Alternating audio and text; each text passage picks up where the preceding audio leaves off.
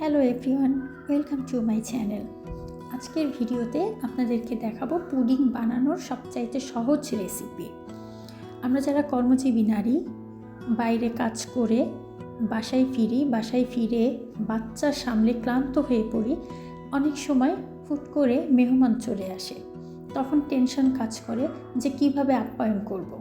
তো দুধ ডিম তো সবার বাসায়ই থাকে, চট জলদি আপনি 15 মিনিটের মধ্যেই একটা পুডিং বানিয়ে ফেলতে পারেন। আর পুডিং বানানোর জন্য গুরুত্বপূর্ণ যে ব্যাপারটা সেটা হচ্ছে মেজারমেন্ট আপনি কিভাবে করবেন। আমি যেটা করি, একটা ডিমের জন্য আমি 1 কাপ দুধ নিই। এখন কথা হচ্ছে কাপের সাইজ কেমন হবে। এই যে দেখেন, আমি যে কাপটা দেখাচ্ছি চায়ের কাপ, ঠিক এই চায়ের কাপের এইরকম ছোট সাইজের চায়ের কাপের 1 কাপ দুধ। তবে দুধটা আগে থেকে ফোটানো থাকতে হবে।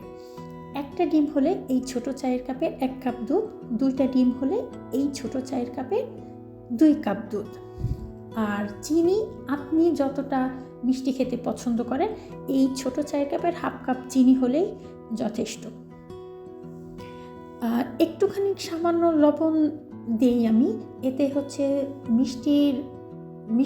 মিষ্টি ভাবটা ফুটে ওঠে। পুডিং তৈরি করতে গেলে আরেকটা সমস্যার সম্মুখীন হতে হয়, সেটা হচ্ছে ক্যারামেল তৈরি করা। তো ক্যারামেল দুইভাবেই তৈরি করা যায়। একটা হচ্ছে সরাসরি চিনি দিয়ে, আর একটা হচ্ছে চিনির সঙ্গে কিছুটা পানি মিশিয়ে। তো আমার মতে একটু পানি মিশিয়ে ক্যারামেল তৈরি করা ভালো, তাতে হয়তো সময়টা একটু বেশিই লাগে। কিন্তু সরাসরি চিনি দিয়ে করতে গেলে অনেক ক্ষেত্রে ক্যারামেলটা পুড়ে যায়। আর আরেকটা বিষয় হচ্ছে, ক্যারামেলটা আপনি যেই পাত্রে পুডিং করবেন ওই পাত্রে তৈরি করাটাই বেটার। কারণ এক পাত্র থেকে আরেক পাত্রে ঢালতে গেলে অনেক সময় ঠান্ডা হয়ে শক্ত হয়ে যায়। তো এই যে আমি যেই পাত্রে পুডিংটা করব, ঠিক সেই পাত্রেই ক্যারামেলটা তৈরি করে নিচ্ছি। আর আমার পুডিংয়ের পাত্রটা যাতে নষ্ট না হয়ে যায় আগুনের তাপে, এই জন্য আমি ফ্রাই প্যান নিয়েছি, তার উপরে আমার বাটিটা আমি বসিয়েছি ক্যারামেল তৈরি করার জন্য।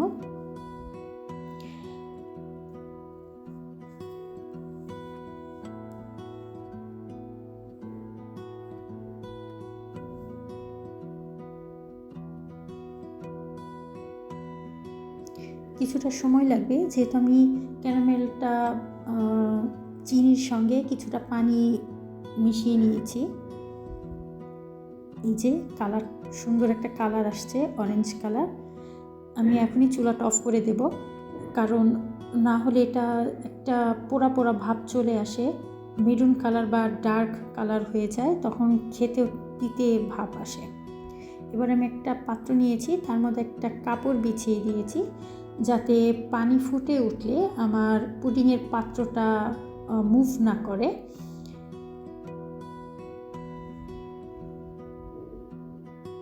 ঢেকে দিলাম এবং একটু টিস্যু পেপার দিয়ে আমি ছিদ্রটা বন্ধ করে দিয়েছি। এই যে হয়ে গেল আমার মাত্র 15 মিনিটেই আমার পুডিং। দেখেন, কোনো থলথলে ভাব নেই, খুব সুন্দর। আমার ভিডিওটা ভালো লাগলে অবশ্যই লাইক, কমেন্ট, শেয়ার করবেন এবং সাবস্ক্রাইব করে আমার চ্যানেলের পাশে থাকবেন। ধন্যবাদ সবাইকে।